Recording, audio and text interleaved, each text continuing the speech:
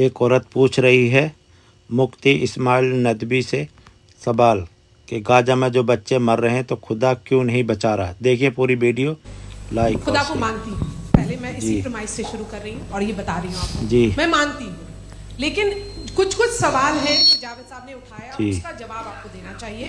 پہلا سوال یہ کہ غزہ میں سالوں سے چھوٹے بچے مر رہے ہیں, وہ ان کو اگر خدا مرسیفل ہے, ہم مانتے ہیں کہ اللہ تعالیٰ میں بہت طاقت ہے, تو وہ بچے کیوں مر رہے ہیں. دوسری بات یہ کہ اگر کنٹنجنسی کی جو آپ بات کرتے ہیں, پورے مسلم ممالک مل کر کے بھی ان غزہ کے بچوں کو کیوں نہیں بچا پا رہے ہیں, کیونکہ اگر وہ چاہتے, کیونکہ اللہ تعالیٰ ان پر حکومت کرتے ہیں, سب پر حکومت کرتے ہیں, تو وہ ان کو کیوں نہیں بچا. جی تھینک یو ویری مچ.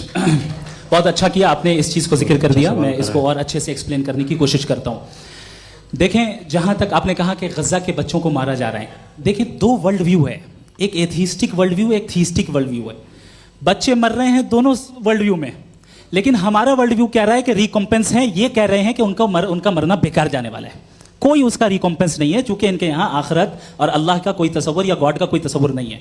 آپ نے یہ سوال کیا کہ گاڈ مرسیفل ہے, کیوں نہیں روکتا. یہ میں نے بتایا کہ یہ مسکنسیپشن ہے لوگوں کے درمیان کہ گاڈ کو صرف مرسیفل اور اومنیپوٹنٹ سمجھتے ہیں. گاڈ کے صرف یہی دو ایٹریبیوٹس نہیں ہیں, گاڈ کے کئی سارے ایٹریبیوٹس ہیں, ان میں سے الحکیم بھی ہے, ان میں سے آل وائز بھی ہے, آل نوئنگ بھی ہے. لہٰذا اگر اس دنیا میں کسی کو تکلیف آ رہی ہے اور گاڈ اس کو نہیں روک رہا ہے, وہ اس لیے نہیں روک رہا ہے چونکہ انسانوں کو فری ول دیا گیا ہے. ٹھیک اسی طریقے سے اگر ایک ڈاکٹر کسی چھوٹے بچے کو انجیکشن لگا رہا ہے, اسے تکلیف پہنچ رہی ہے, اس کے لمیٹڈ پرسپیکٹو کے اعتبار سے یہ غلط ہو رہا ہے اور ڈاکٹر برا ہے. لیکن جب آپ براڈر پکچر کو دیکھیں گی, آپ کے اور ہمارے پاس صرف ایک پکسل ہے, ہمیں اتنا نظر آ رہا ہے کہ غزہ میں قتل ہو رہا ہے, لیکن اس کے پیچھے کتنا ریکمپنس ان کو ملنے والا ہے, پورا پکچر گاڈ کے پاس ہے. تو ایک پکسل سے آپ پورے پکچر کو کبھی بھی جج نہیں کر سکتی. آپ اس میں کچھ جوڑنا چاہیں گے, آپ کو کچھ بولنا ہے اس میں؟ اگر سنیں بھائی, آپ نے بہت اچھا جسٹیفیکیشن دیا, یا آپ وہ جو وہاں کے پرائم منسٹر اسرائیل کے انہیں بھیجیے, وہ بہت خوش ہوں گے. آپ جسٹیفیکیشن دے دیں نا کہ اگر گاڈ نہیں ہے تو بچے کیوں مر رہے ہیں, آپ بتائیں.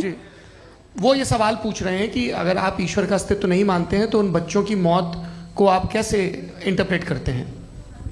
بھائی, یہ دنیا جو ہے, جو طاقتور لوگ ہوتے ہیں وہ ایک ناانصافی کرتے ہیں. تو یہ اچھا کام ہے آپ کے نزدیک, تو نیچر ناانصافی پہ مبنی ہے. ارے بھائی, آپ نیچر کی کہاں بات کر رہے ہیں, تو انسان کی بات. تو پھر جب میں انسان کی بات کر رہا تھا آپ نیچر کی بات کرنے لگ کراس ایگزامینیشن نہیں. ہاں, اب آپ مجھے بولنے نہیں دیں گے تو الگ بات ہے, آپ بولیے, مجھے کوئی جلدی نہیں. جی نہیں, یہ کراس ایگزامینیشن مجھے بول تو لینے دیجیے. جی بولیے. کیا بات یہ ہے کہ ہیومن سوسائٹی تبھی ساتھ میں رہ سکتی ہے جب وہ محبت سے, ایکتا سے, ایک دوسرے کے احترام کرتے رہے.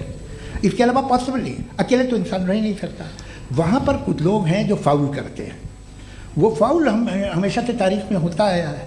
آج یہ ہو رہا ہے, جو ہو رہا ہے بہت برا ہو رہا ہے, بہت ظالمانہ ہے, بہت جابرانہ ہے. اس کو آپ کہیں کہ یہ بچوں کو کمپنسیشن مل جائے گا یا اس کی انجیکشن ہے, انجیکشن تو ہیلتھ کے لیے دیا جاتا ہے.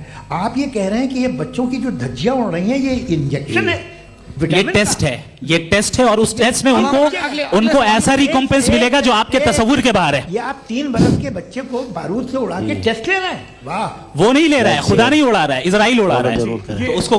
اگلا سوال لیتے ہیں.